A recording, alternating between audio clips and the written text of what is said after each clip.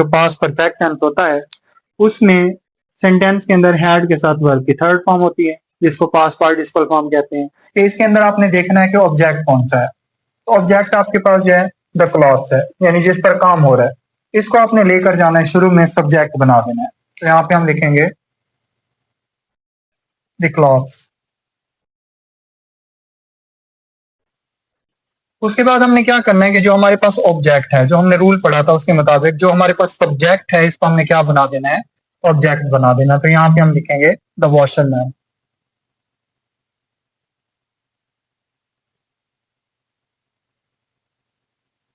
अब हमने यहाँ पे हेल्पिंग वर्ब लिखना है। हेल्पिंग वर्ब हमारे पास एक ही है, अगर एक से ज्यादा होते तो हम उसमें जो है ना वो सिलेक्शन करते कि कौन सा हेल्पिंग वर्ब इसमें लगाना है और कौन सा नहीं। इसमें क्योंकि हेल्पिंग वर्ब भी एक है तो तमाम सब्जेक्ट के साथ हमने वही इस्तेमाल करना है। तो इसके साथ भी आपने क्या लिखना है, हैड लिखना है।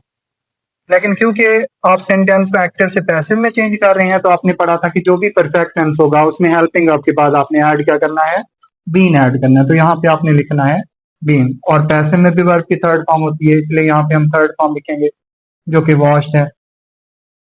उसके बाद ऑब्जेक्ट से पहले हमने क्या लिखना होता है, बाय लिखना होता है। सेंटेंस हमारा बन गया the clothes had been washed by the washerman.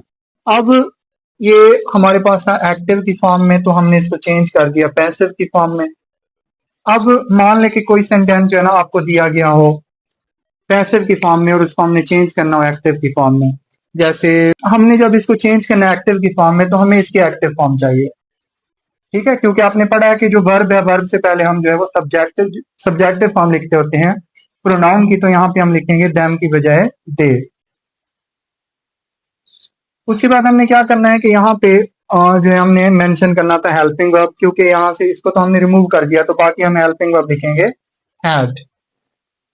उसके बाद हमें वर्ब की थर्ड फॉर्म लिखनी होती है परफेक्ट टेंस में, तो third form same as it is, जैसी आ रही है वैसी लिख देंगे।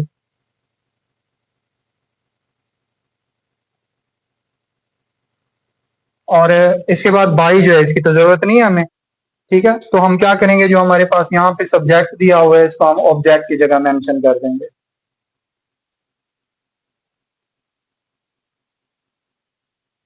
They had written the letter. ठीक है, तो ये आपके पास जो सेंटेंस बन जाएगा।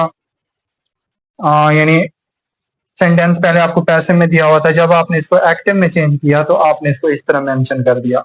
ऑब्जेक्ट आपका सब्जेक्ट बन गया। इसके अलावा जो आपको सब्जेक्ट दिया हुआ था ये आपका ऑब्जेक्ट बन गया। हेल्पिंग वर्ब आपने हैड लिखा और वर्ब की थर्ड फॉर्म।